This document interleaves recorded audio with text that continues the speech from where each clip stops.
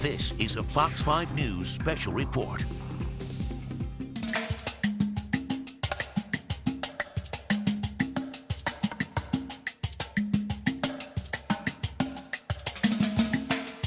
Good evening, everyone. I'm Audrey Puente with greetings on behalf of the Latino Center on Aging. According to the U.S. Census Bureau, the Hispanic population constitutes the largest minority group, presently over 55.4 million people, and this number is projected to reach about 106 million by 2050.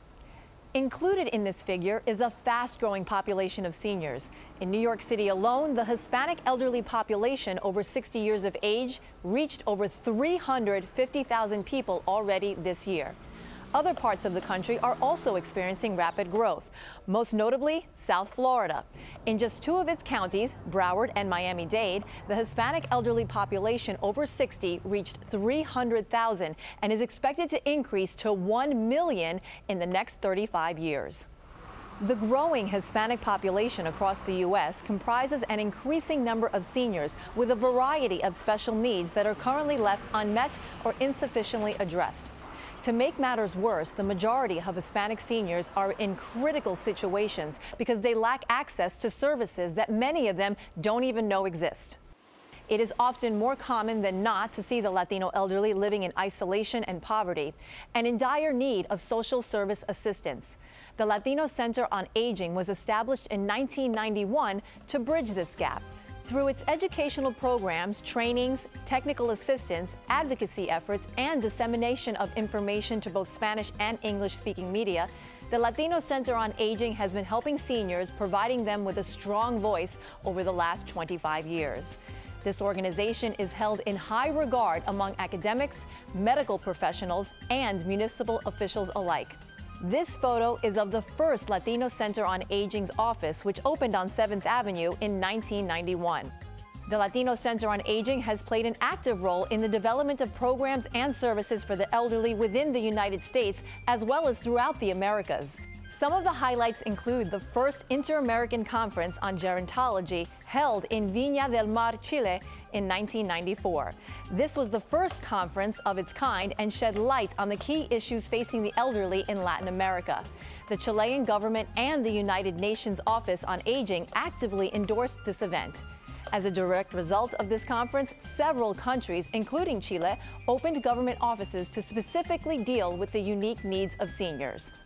Throughout 2000 and 2001, the Latino Center on Aging organized the second Inter-American Conference on Gerontology, which took place in Monterrey, Mexico, Costa Rica, where its First Lady gave the opening remarks, La Plata, Argentina, with the final session taking place in San Juan, Puerto Rico. The conference findings and recommendations were shared with all Latin American countries through their diplomatic representatives in New York. At a national level, the Latino Center on Aging has organized conferences in San Antonio, Chicago, Orlando, and New York City. The findings were presented and discussed at the 1995 and 2005 White House Conferences on Aging. During the past 25 years, the Latino Center on Aging has organized a series of community education seminars, which educated seniors face-to-face in their local neighborhoods on various topics concerning their everyday lives, such as Alzheimer's disease, elderly abuse, osteoporosis, HIV/AIDS, and depression. This last topic was of special relevance after the Twin Towers fell. The Latino Center on Aging brought in psychological experts to help communities deal with post-traumatic stress disorder. One of the more popular topics of interest in our communities has been Alzheimer's disease. The Latino Center on Aging has held a number of conferences in Spanish on this matter in locations such as the Bronx, Manhattan, and Pembroke Pines. One of the Latino Center on Aging's most cherished projects has been the Thanksgiving Day meal for the elderly without family.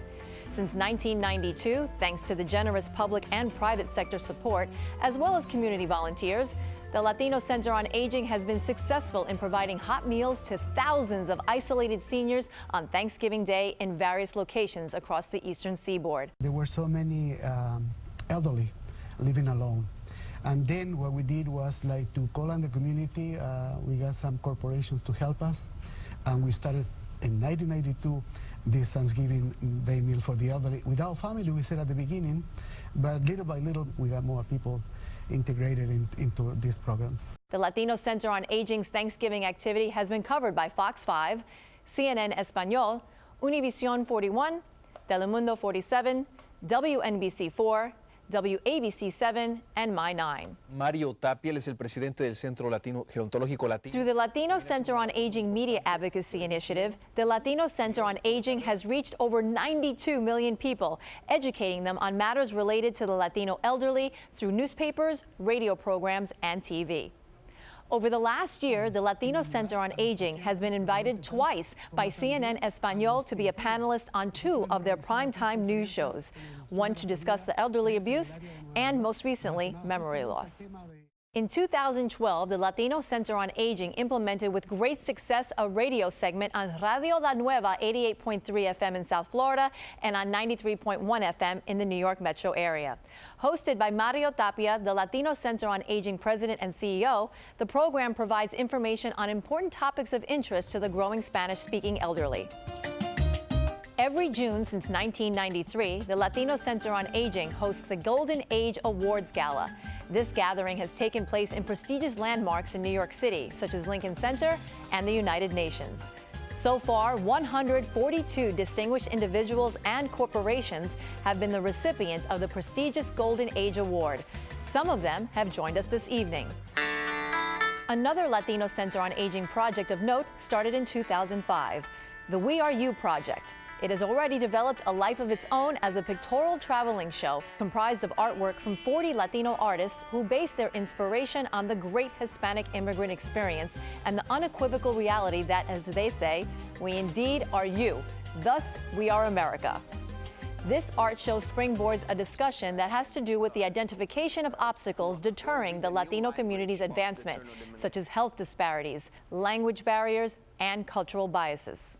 As we approach the end of this newscast, we thank you for your continued support for the work of the Latino Center on Aging.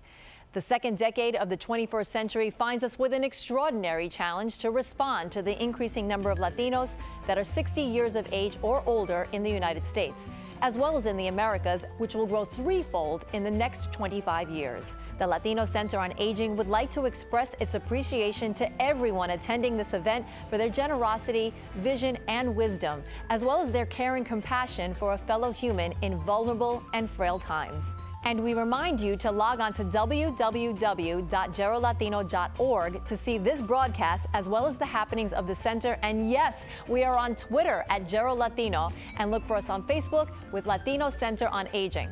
Stay in touch. Gracias y buenas noches. This has been a Fox 5 News special report.